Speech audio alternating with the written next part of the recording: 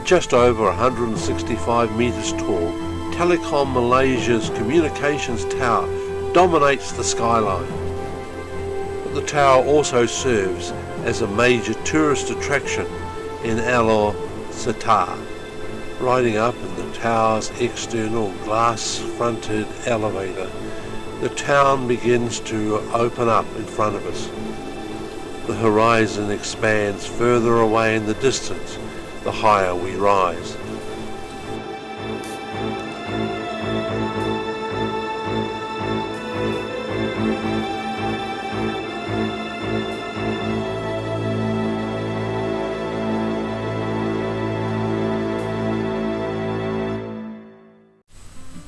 From the observation deck, we see that the town of ALOR SETAR is built on a wide, flat plain with just the odd granite island rising from it. With over 2,300 millimetres of rainfall per annum, the plain has become a very productive paddy rice growing area.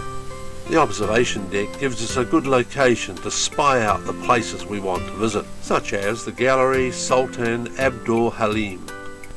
This is a vanity gallery housing personal mementos, photographs of the royal family, their car collection and various other mementos.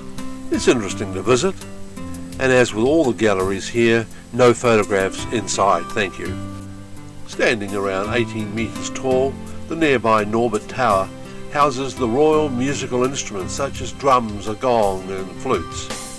The instruments are only produced and played for very special royal occasions.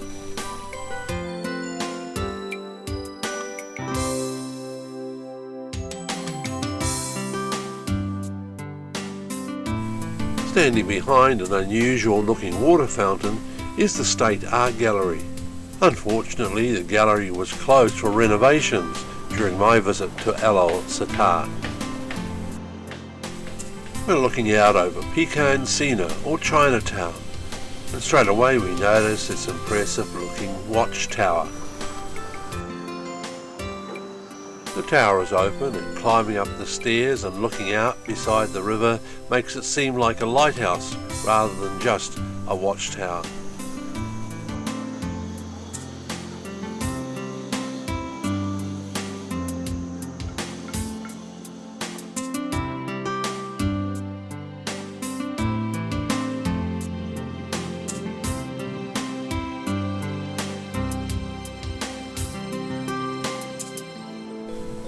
In one direction we look across a canal at a local village.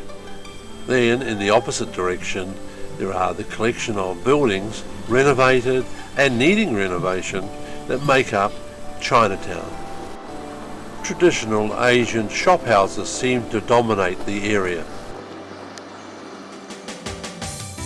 We look down on the imposing buildings of Wat Nikrod Haram.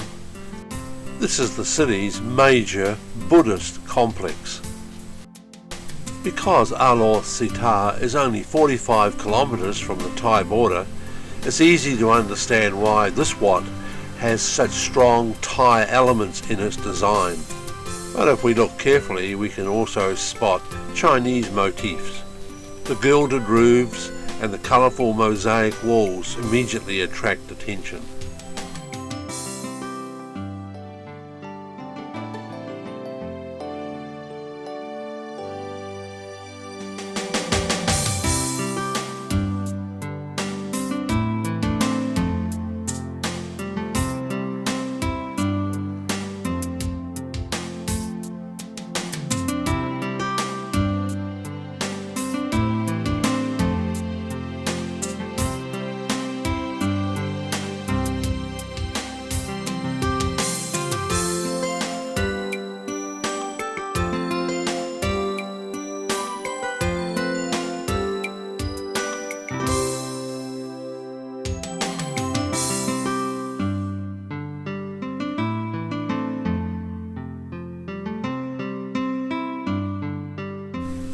Another form of skilled craftsmanship is seen in these brass wall panels.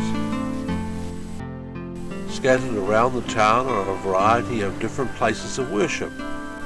These suit the multi-religious and multicultural character of the town's population.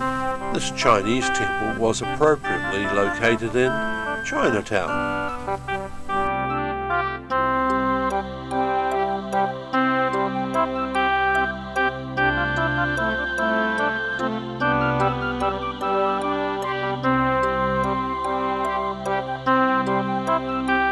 By far the greatest percentage of the town's population follow Islam, and so there are many mosques in town, such as this magnificent State Mosque, with its beautiful Moorish influenced design and 5 great blackened domes. This reminds me of the illustrations in a children's book of stories from the Arabian Nights. Built in the early 20th century, this clock tower helps the adjoining mosque get the call to prayer timed correctly. Istana Kuning, or the Yellow Palace, is where Malaysia's first Prime Minister, Tunku Abdul Rahman, was born in 1903. Today it's a museum. A few kilometres from the centre of the city is the Kedah State Museum. Inside, the museum is full of interesting displays, none of which we are allowed to photograph. But there are a few exterior displays which can be photographed, such as this grinding stone and a reproduction of the gateway to a historic coastal fort. And now we take the chance to wander around the streets of ALOR SETAR. I was amazed at the rows of new motorbikes and scooters available for sale.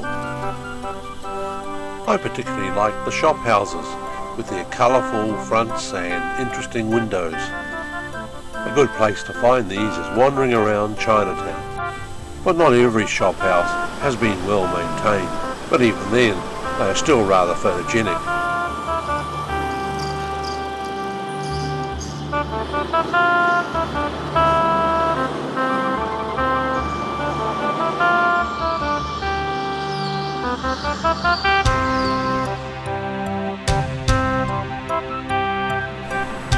The commercial and administrative centre of ALOR SETAR has a range of modern buildings suited to the tropical climate.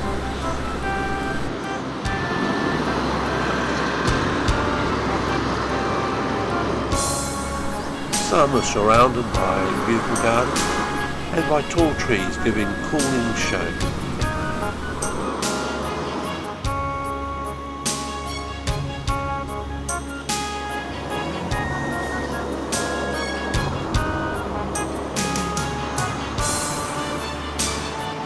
And so our first look at ALOR SETAR, this northern city of Malaysia, comes to an end with more views from the high tower.